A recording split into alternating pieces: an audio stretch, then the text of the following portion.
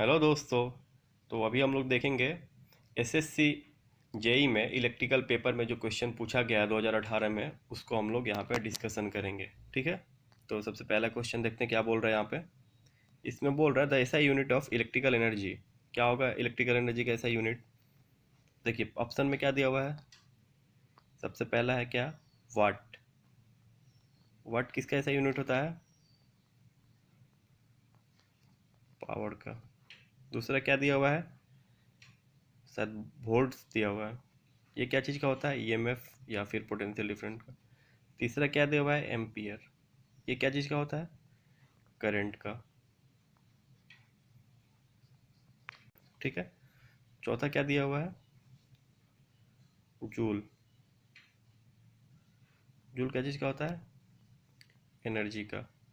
यानी कि हमारा कौन सा ऑप्शन सही होगा? Option D. यानी कि हमारा ये ऑप्शन जो है वो सही होगा। ठीक है। यानी कि ऑप्शन डी हमारा क्या होगा? सही होगा। अब देखिए दूसरे क्वेश्चन में क्या बोल रहा है। What is the value of current I four in ampere for the given junction. यानी कि इस जंक्शन पे आई फोर का वैल्यू हम लोग को फाइंड आउट करना है। अब देखिए इसमें क्या यूज करेंगे हम लोग।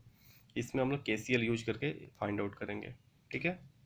अब देखिए केसीएल का स्टेटमेंट क्या होता है। केसीएल के अनुसार किसी जंक्शन पे इनकमिंग करंट क्या होता है? आउटगोइंग करंट के बराबर होता है, या सम ऑफ इनकमिंग करंट जीरो के बराबर होता है। जितना भी इनकमिंग करंट होगा वो जीरो के बराबर होगा, या फिर incoming current is equal to outgoing current होगा। ठीक है। अब देखिए इसमें इनकमिंग करंट कौन कौन सा है। ये आई सिक्स क्या है? इनकमिंग करंट है इस जंक्शन के लिए। ठीक है। आई टू क्या है? इनकमिंग करंट है। आई फोर जो फाइंड आउट करना है वो भी क्या है? इनकमिंग करंट है। ठीक है। क्योंकि ये जंक्शन की तरफ जा रहा है। अब देखिए अब यहाँ पे आउटगोइंग करंट कौन सा है? आई फोर क्या है? हमारा आउटगोइंग करंट है। आई फाइव क्या है? आउटगोइंग करंट है।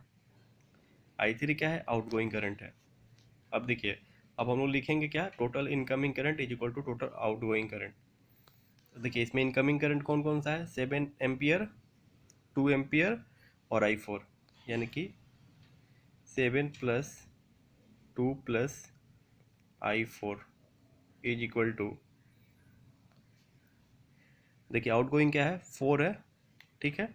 3 एम्पियर है और 8 एम्पियर। 4 एम्पियर, 3 एम्पियर और 8 एम्पियर। यानी कि 4 + 3 + 8 क्या है? आउटगोइंग है। इनकमिंग क्या है? 7 + 2 + I4। ठीक है। अब यहाँ से हम लोग आई फोर का वैल्यू निकाल लेंगे। यानी कि आई फोर का वैल्यू क्या आ रहा है? 6 एम्पियर। ये हमारा आंसर हो जाएगा। अगर यहाँ पे मान लीजिए आई फोर 6 एम्पियर आया। ठीक है।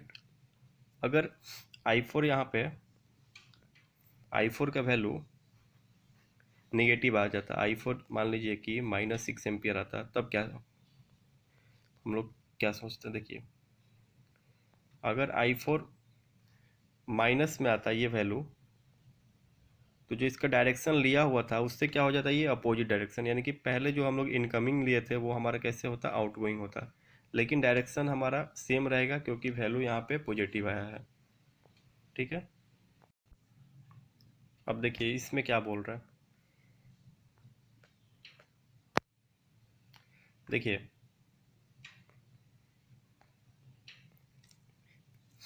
Which of the following statement is true. इसमें से कौन सा स्टेटमेंट हमारा सही है उसको फाइंड आउट करना है। ऑप्शन ए में क्या बोल रहा है?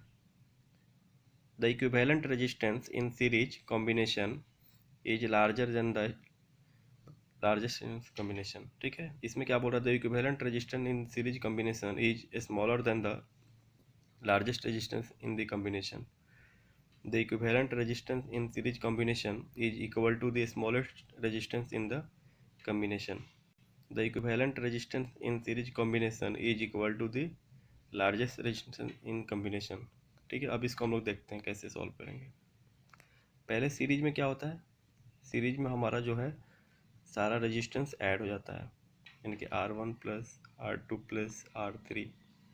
ठीक है। तो पहला स्टेटमेंट में बोल रहा है कि जो हमारा इक्विवेलेंट होगा, आर इक्विवेलेंट, वो क्या होगा, जो जितना भी रेजिस्टेंस ऐड है उसमें से सबसे बड़ा से भी बड़ा होगा। यानी कि जस्ट एग्जांपल के तौर पे आपको बताते हैं, जैसे यहाँ पे मान लीजिए कि सीरीज में कनेक्टेड है, ठीक है, यहाँ 5 ओम, 2 ओम, 1 ओम, ठीक है। तो आर इक्विवेलेंट क्या हो जाएगा यहाँ पे, 5, सीरीज में सारा रेजिस्टेंस ऐड हो जाता है, +2 + 1 यानी कि 8।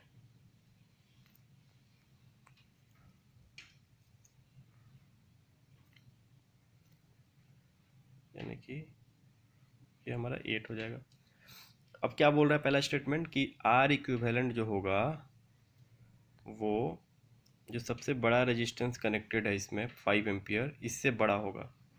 तो आर इक्विवेलेंट क्या आ रहा है हमारा, 8 आ रहा है, ये क्या है 5, यानी कि पहला स्टेटमेंट क्या हो गया हमारा, ट्रू हो गया, यानी कि हमारा पहला स्टेटमेंट सही है। दूसरा स्टेटमेंट में देखिए क्या बोल रहा है, the equivalent resistance in series combination is smaller than the largest resistance in the combination. ये तो गलत हो गया, क्योंकि जो सबसे बड़ा रेजिस्टेंस आर इक्विवेलेंट हमारा आया था वो 8 आया था, और सबसे बड़ा रेजिस्टेंस जो कनेक्टेड था R1 वो क्या था, 5 ओम था।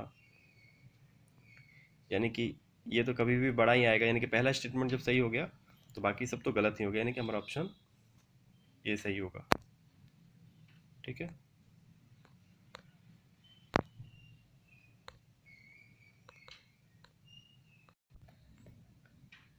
देखिए 105 में क्या बोल रहा है, यहाँ पे इस क्वेश्चन में क्या बोल रहा है उसको पढ़ते हैं।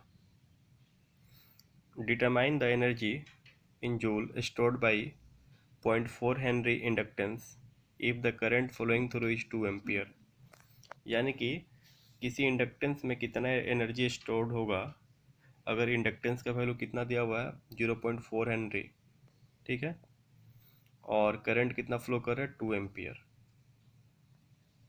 अब देखिए एनर्जी का फॉर्मूला क्या होता है, एनर्जी स्टोर्ड का ½ LI², यानी कि एल का वैल्यू क्या दिया हुआ है यहाँ पे, 0.4 हेनरी, करंट का वैल्यू क्या दिया हुआ है यहाँ पे, 2 एम्पियर, यानी कि ई का वैल्यू क्या होगा हमारा, हाफ 0.4 इंटू 2 पॉइंट हटाएंगे 10 हो जाएगा,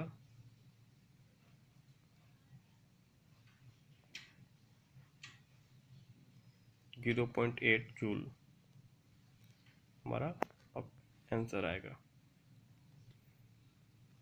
अब देखिए 0.8 जूल सही है यहाँ पे।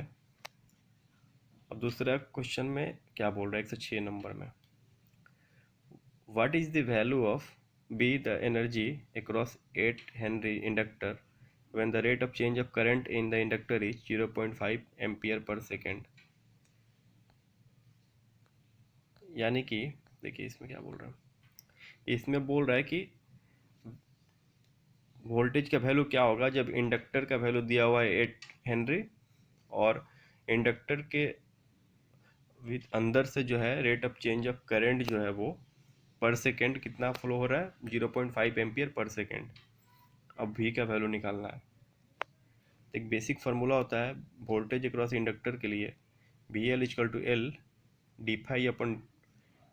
di/dt, डी फाई नहीं di/dt, यानी कि आई हमारा करंट है, टाइम t सेकेंड में है, L जो है हेनरी है, वोल्टेज अक्रॉस इंडक्टर, यानी कि इसको ऐसे भी हम, ये हमारा L हो गया, ये प्लस ये माइनस, यहाँ पे हमारा VL, ये हमारा I फ्लो कर रहा है, ठीक है। अब देखिए डेटा दिया हुआ है,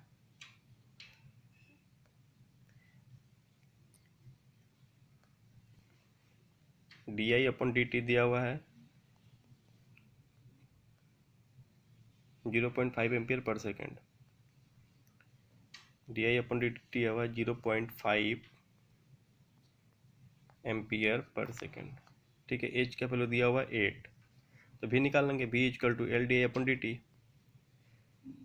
देखिए अब L di/dt का मतलब आई क्या है, एम्पियर में है, तो यहाँ एम्पियर है, टी क्या है, सेकेंड में है, तो यहाँ सेकेंड है, यानी कि di/dt का वैल्यू क्या है, 0.5 हेनरी, एच वैल्यू का दिया, ये एच जो है हेनरी जो है इंडक्टर का यूनिट है, यानी कि एल का वैल्यू है, यानी कि 8 इंटू 0.5 यानी कि 4 वोल्ट हमारा आंसर हो जाएगा।